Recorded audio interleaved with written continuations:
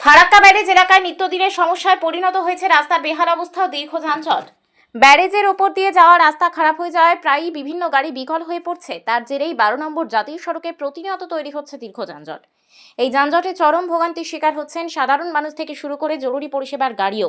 যাত্রীবাহী বাস, ছোট গাড়ি, ট্রাক সবকিছুকেই ঘন্টার পর ঘন্টা দাঁড়িয়ে থাকতে হচ্ছে রাস্তায়।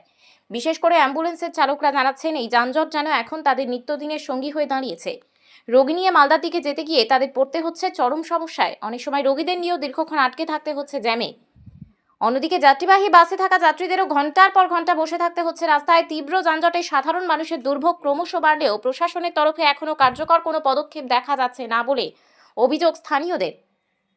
তবে গাড়ি চালকদের একাংশের মতে ফারাক্কা ব্যারেজ নিউ ব্রিজ চালু হলে এই সমস্যার অনেকটাই সমাধান হতে পারে এবং 12 নম্বর জাতীয় সড়কে দীর্ঘদিনের যানজট থেকে কিছুটা স্বস্তি পেতে পারেন সাধারণ মানুষ।